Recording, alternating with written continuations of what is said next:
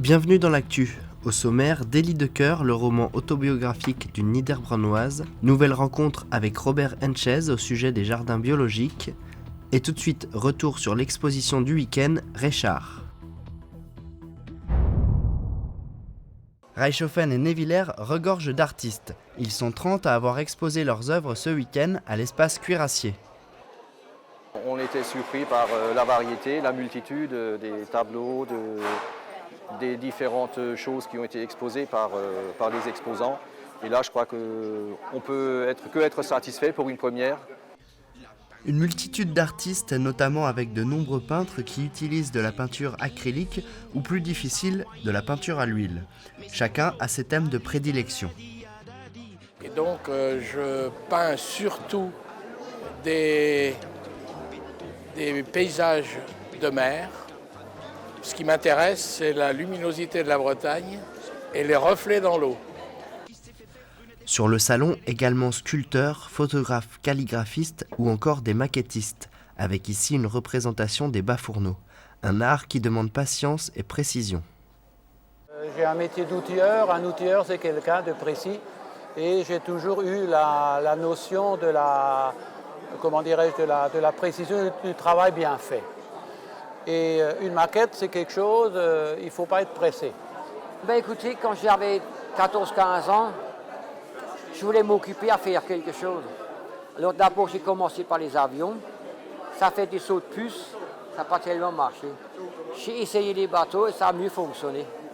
Bernard fait toutes ses pièces à partir des plans du bateau. Il y passe beaucoup de temps. Je travaille depuis à peu près 2000 heures sur le bateau et sur toutes les pièces comprises. Et il sera navigant. Alors là, je vais travailler là-dessus encore pendant, je pense, encore 2 années, 2 hivers. À l'exposition Reichard, pas de vente des œuvres, le but est de faire connaître les artistes. C'est déjà un défi, c'est de montrer un peu ce qu'on fait, de sortir un peu de chez soi. Et puis ça fait plaisir lorsque les gens s'arrêtent et on peut montrer, on peut partager, on peut faire partager notre passion. Finalement, le résultat des différents prix importe peu et chacun s'est enrichi d'un partage d'émotions différentes au vu des œuvres locales. L'année prochaine, les œuvres littéraires feront certainement partie de l'exposition. En route pour Sibiu. Dès le départ, la route fut semée d'embûches. L'incident d'avant, ensuite sortir de Budapest en suivant la Ülői-Utka, puis quitter la ville par le sud-est, sans plan de la ville, et de surcroît, il pleut des cordes ce matin-là. L'histoire de 2 amants séparés par le rideau de fer et qui se démènent contre les entraves d'un régime autoritaire pour se marier, tel est le propos du premier roman d'Antoinette Andréi, habitante de Niederbronn.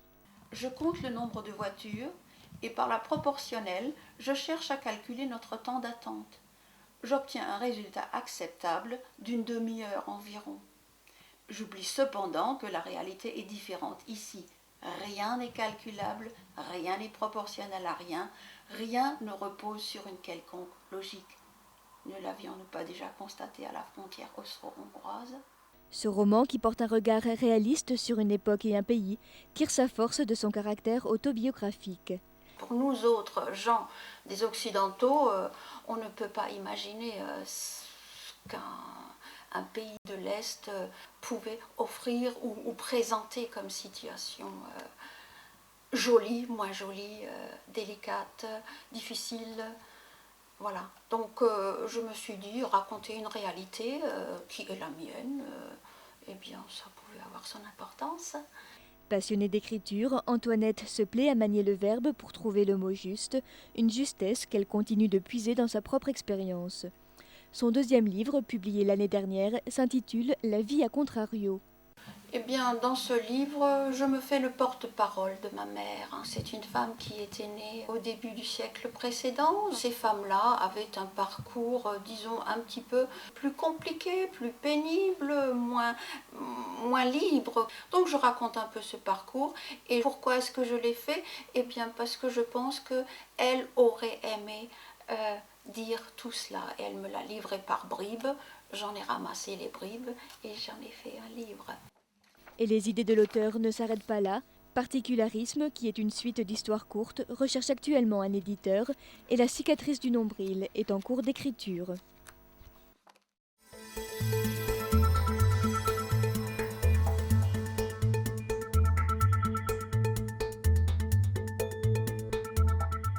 À l'occasion du prochain Stammtisch qui se tiendra à Oberbronn, nous rencontrons aujourd'hui Robert Henschez, jardinier et arboriculteur à Bergstedt. Il est spécialisé dans la culture biologique. Robert Henschez, bonjour. Bonjour. Alors vous êtes également intervenant régional des jardiniers de France, diplômé en arboriculture. Oui, moniteur arboricole, oui, c'est comme ça que ça se nomme. Oui. D'accord. Et depuis une quarantaine d'années, vous vous êtes lancé dans la culture biologique. Alors pourquoi ce choix ? Je n'en sais trop rien. Moi, j'étais commercial, donc je partais pour toute la semaine. C'était un métier difficile. Pour me déstresser, les week-ends, les samedis, les dimanches, eh bien, je jardinais avec peu de résultats. Et puis un soir, en rentrant de très loin, j'ai écouté à la radio Jean-Marie Pelt qui parlait des végétaux comme on parle des hommes ou des bêtes. Ça m'a plu et je me suis dit, tiens, voilà quelque chose à faire. Y a-t-il une méthode propre au jardinage biologique ou différentes façons de faire en fonction des jardiniers ? Il y a différentes façons de faire. Bon, il faut commencer par connaître sa terre et chercher à l'améliorer. Alors cela est très facile. Alors la terre en surface, parce que la terre en profondeur, on ne peut rien faire. Mais quand la terre en surface s'améliore et est bonne, la terre du bas s'améliore aussi, et puis donc le végétal se trouve très bien là-dedans. Alors connaître sa terre, et puis essayer de la bonifier. Et à partir de là, la nature fait bien les choses. Donc on n'utilise pas de produits phytosanitaires chimiques dans la culture biologique ? Non. En quoi ces produits peuvent-ils présenter un danger pour l'environnement ? Oh, les produits chimiques, il y a une concentration de molécules.